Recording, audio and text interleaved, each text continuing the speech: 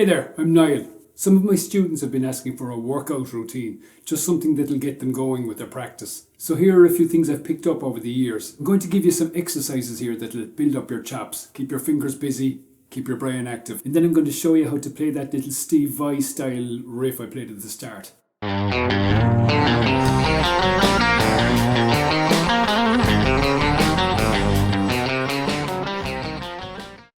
going to start off with this little warm-up. I think this comes from Paul Gilbert, so thanks Paul. This whole exercise sounds better if it's palm muted. So you do a 3-4 on the A string. That's down up with the right hand. Then you do 2 on the G string, and that's down up as well with the right hand. Then you do your 3-4 again, and then you do an open G string, down up. Then 3-4 on the A string, and 4 on the D string. 3-4 again, and then 2 on the D string. 3-4, open D string, 3-4, 2 on the D string, 3-4, 4 on the D string, 3-4, open G string. And you go around that in a circle, nice and slowly.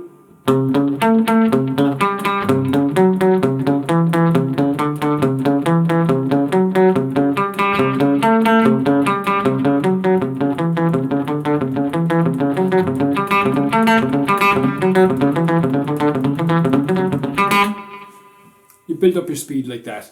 Now that's to build up your speed in your hands. Here's something to get your brain working. For starters, I want you to do 1, 2, 3, 4, 1 fret with each finger on the bass E string. Alternate picking in the right hand, starting with the down. Same on the A string. Same on the D string, and so on.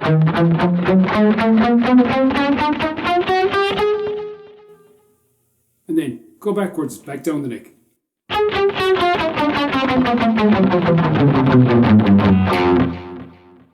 That's that part out of the way. Now I want you to try this on the G string. 1, 2, 3, 4. Still down, up with the right hand. Now I want you to do 2, 3, 4, 1. Now I want you to do 3, 4, 1, 2. Now I want you to do 4, 1, 2, 3. So that goes nice and slowly.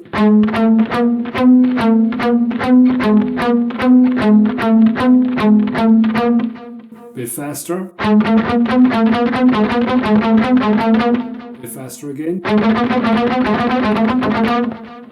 Now, using what you've done so far, I want you to go across the neck, starting with the first finger on the bass E string, then starting with the second finger on the A string, starting with the third on the D string, with the fourth on the G string, like this.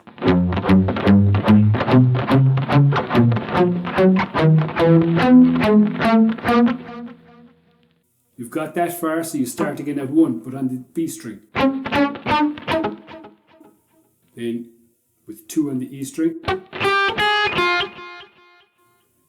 And then you go back down the neck, starting 3 on the B string.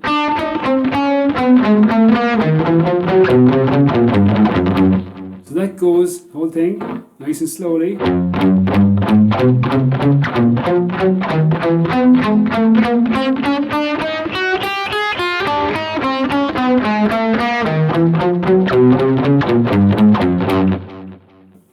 And a bit faster.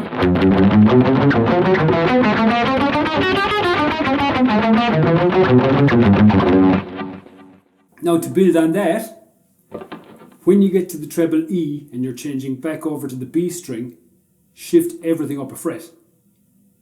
So that starts like...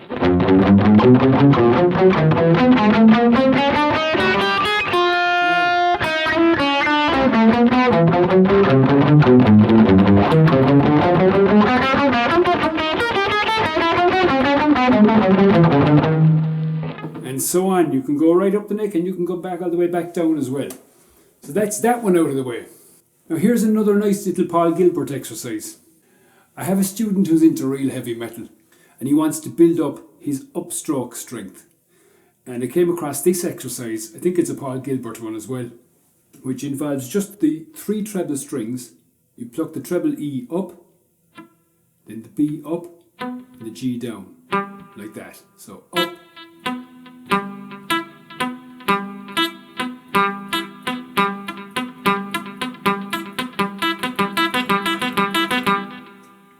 now it's not a sweep, it's separate picks. So it's important to be accurate in this. You don't go, you palm mute it if you like, but just keep that pick up between the strings. And you can move it up to whatever fret you like, so up to the 7th fret.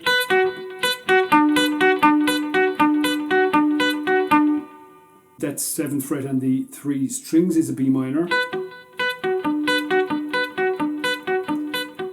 If you go around the neck, you can find the other B minors like this.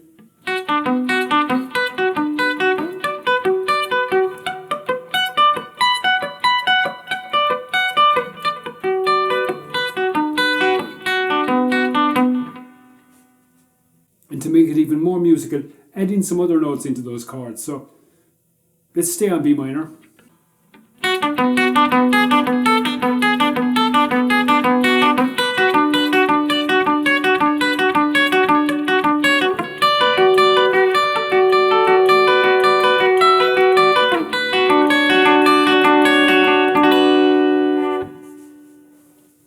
And if you like, bring in the diminished, make it more suspenseful.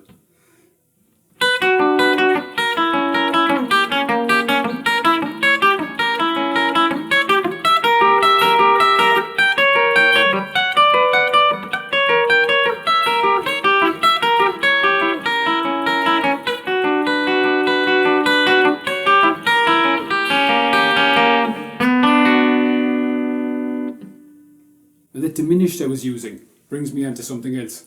It's a little Django Reinhardt mini sweep involving diminished. That shape is like a D7 shape. So let's say you're on the 6th fret on the G string, the 5th fret on the B string, and the 6th fret on the E string. That's a G diminished. But a diminished is simply a stack of minor thirds. So if you move it around by minor thirds, you're technically staying in the same chord. So a minor third is 3 frets.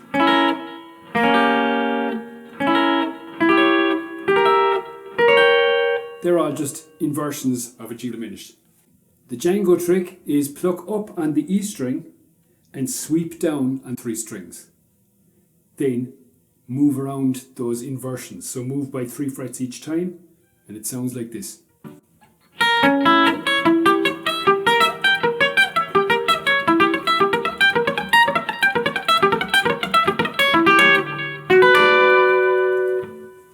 And there you go. Now a useful place to use that diminished is, say you've got a dominant 7. So in the key of, staying in B minor, the dominant 7th of B minor would be F sharp 7. That's the chord that, if you like, leads into the B minor. So playing lead over that dominant chord, you take your F sharp and you move it down by 2 frets. So over your F sharp, you can play an E diminished scale. It'll sound nice and suspenseful and lead you nicely into the B minor. So I'm going to do a loop with an F sharp 7 going into a B minor. And then I'm going to play something in E diminished over the F sharp 7. And then when I get to B minor, I play something in B minor. So that E diminished shape would be 12, 11, 12, like that. And so on, down 3 frets. And to play a single note, staying strictly on the diminished notes of E. So you start on E, then you go up 3 frets to G, then up 3 frets to B flat, here, up 3 frets to C sharp, and then you're back up 3 frets to E.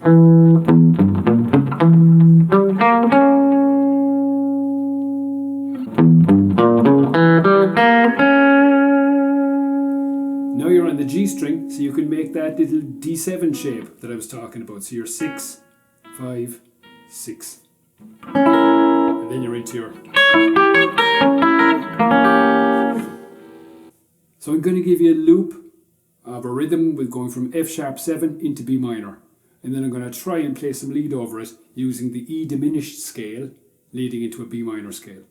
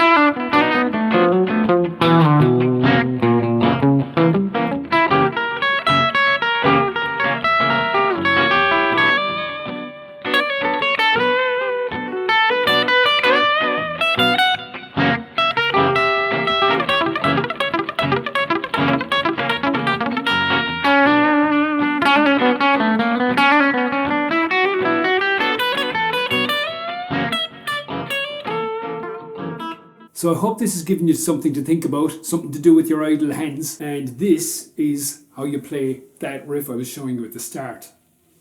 Now you can do it with your fingers, like Mark Knopfler, or with your pick. I prefer to do it with a pick. It starts with an open A string.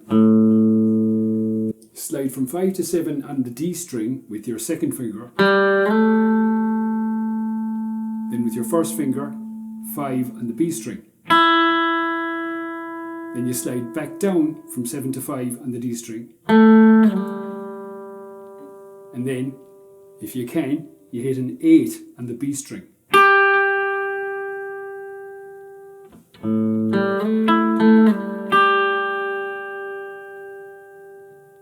Then you hit that 5 again on the D string and the 7 on the B string. Then you slide from 7 to 9 on the D string, still with your second finger.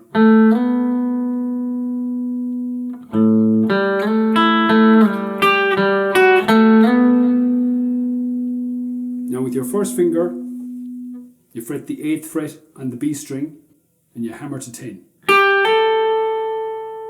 you go back down and hammer from 7 to 9 on the D string. If you got that far, you slide up to the 12th on the D string. Then 10 on the B string.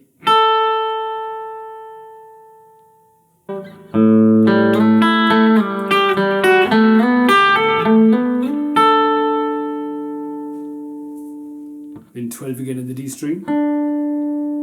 Then slide from 12 to 15 on the B string.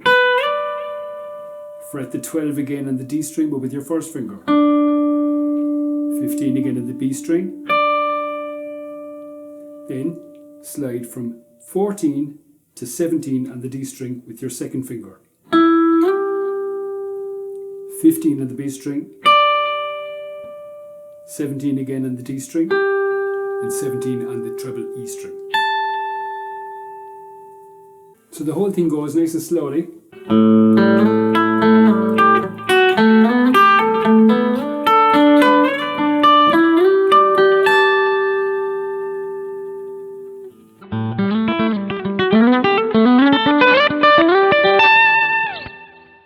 Now people have been asking about this beauty. It's a Westone FX Spectrum that I bought second hand in 1989. I think it's a 1987. It has loads of features. A locking tremolo system, which was quite cutting edge at the time. It's got a pull pot to tap the coils, so you've got single coils here instead of humbuckers. It's got this switch, this pull pot here turns on the middle pickup, and this pot here selects series or parallel. This is a standard Gibson style 3-way pickup selector for these two pickups. That's neck and bridge together, and that's bridge. It's got a through neck, so no big screw joint or glue joint or whatever. The neck goes right the way through down to the strap button. So that's my Westie. I hope you enjoy these exercises. If you enjoyed the lesson, don't forget to like, subscribe to the channel. If you'd like a similar lesson, have a look up here, or for my most recent lesson, just check right over my head. I'll say it again, keep those comments coming. You're coming up with some fantastic ideas. I'm Niall, thanks for watching. Learn a tune a week and build up those chops.